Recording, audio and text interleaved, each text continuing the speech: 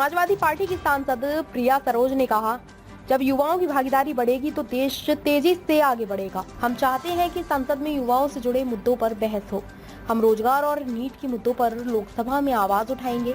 कानून का पालन होना चाहिए, लेकिन यूपी में आरोपी की संपत्ति को ध्वस्त कर दिया जाता है और यह आरोपी के परिवार के साथ अन्याय है। जी देखिए, 10 साल में जो रूलिंग पार्टी है बीजेपी, उनके समय चाहे मणिपुर वायलेंस हो जाए, चाहे हमारी पहलवान बहन जो धरना दे रही थी, चाहे हाथरस जैसे कांड हो जाए, जब भी देश में कांड होता है तो जो रूलिंग पार्टी वो कुछ नहीं बोलते हैं, वो केवल लोगों को गुमराह करते हैं। हमें लगता है जो महिलाओं को आगे बढ़ना चाहिए और हमारा जो एक पूरे लोकसभा में एक नैरेटिव सेट रहा है, एक एम रहा है कि महिलाओं कैसे घर से बाहर निकाल के उनको एक एक्नॉलेज करके कि आपके साथ कुछ भी गलत हो तो आपको क्या करना चाहिए। जैसे कि हमारी लोकसभा में जो महिलाएं, उनको शायद नॉलेज नहीं है या फिर उनको पता नहीं कि अगर आपके कुछ असॉल्ट हैरेसमेंट हो जो आपका फर्स्ट स्टेज क्या होता है।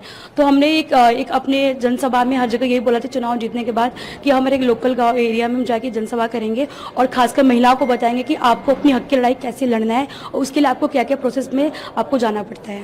जी, जिस तरीके से वीडियोस आपने बात करी, मणिपुर की भी बात करी, ऐसे ही कई वीडियोस पश्चिम बंगाल से भी आ रहे हैं। कहते हैं ममता दीदी के राज में जो महिलाएं सुरक्षित नहीं है, उस पर क्या कहेंगी? जी देखिए, मुझे लगता है कि ये आई थिंक ये जो बीजेपी चैनल्स मोस्टली वही लोग ऐसे दिखाते हैं। हमें लगता है कि इस देश में से अब मैं यूपी की बात करूँ, मैं यूपी से बिलोंग करती हूँ। मैं जैसे कि हमारे सब कहते हैं लॉ एंड ऑर्डर बहुत अच्छा है, पर जब हम जाते हैं गाँव में तो एक जो बुलडोजर बाबा का जो लोगों ने इमेज क्रिएट किया है, तो हमें लगता है कि शायद लॉ एंड ऑर्डर मतलब ये नहीं कि आप किसी अपराधी ने अपराध किया हो तो आपका फर्स्ट स्टेज होता है एफआईआर दर्ज करिए, आप इंक्वायरी करिए, इन्वेस्टिगेशन ट्रायल करिए, उसकी जगह आपका घर तोड़े। तो मुझे लगता है इसके साथ जो अपराधी की जो फैमिली है उनको फेस करना पड़ता है, जो कि मुझे लगता है इनजस्टिस है।